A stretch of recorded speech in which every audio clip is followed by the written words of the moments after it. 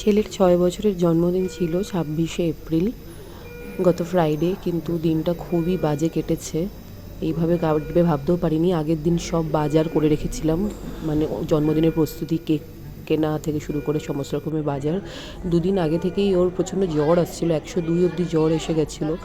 Medicine দেওয়া হচ্ছিল, কমছিল না।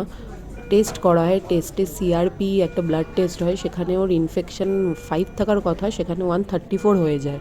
তো ওকে ইমিডিয়েটলি হসপিটালাইজ করতে হয়। এই যে আমরা এখন হসপিটালে, মানে ইভেন ওর বার্থডে 26 যেদিন, সেদিনই আমরা হসপিটালাইজড দুজনে, মা ছেলে। ওর সাথে আমাকেও থাকতে হবে। তো এখানে সব রকম টেস্ট চলছে। আরে না রে, এখনও কিছু ইনফেকশনটা ডিটেক্ট হয়নি, কারণ ব্লাডের কালচার টেস্টটা রিপোর্ট আসতে 5 দিন লাগবে। খুবই কষ্ট পাচ্ছে আমার ছোট্ট ছেলেটা। লাস্টে একটা ছোট্ট কেক এনে রাতের বেলা ওই হসপিটালে একটু কাটা হয়। ছোট্ট কেক কাটছে। খুবই কাঁদছিল, আমার জন্মদিন হবে না, আমার জন্মদিন হবে না। তো এই একটা ছোট্ট কেক এনে ওকে কেটে শান্ত করানো হয়। বাড়িতে বড় কেক সব আমরা ফ্রিজে রেখে, মানে ওকে শান্ত করছি এই বলে যে পরে সব হবে, পরে সব হবে, আগে সুস্থ হ।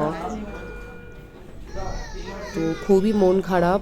এখনও হসপিটালে আমরা রয়েছি। প্লিজ প্রে করো যাতে ও তাড়াতাড়ি সুস্থ হয়ে ওঠে। আচ্ছা, চ্যানেল করবে না এবার, সবাই কমেন্ট করবে কাজে কেন, এ বাবা বার্থডেতে কাজে। সাবস্ক্রাইবাররা দেখবে, দেখে বলবে জিস চুপ করে যাস, অসুস্থ হোস না কিন্তু। ঠিক আছে।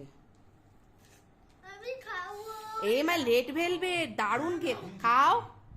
এতক্ষণ ঢং করছিল, ইয়ে করছে না। এটা খেয়া এই দেখ, এক কামড়ে পুরো খেতে হবে না। হ্যাঁ, খাও আস্তে। শোনা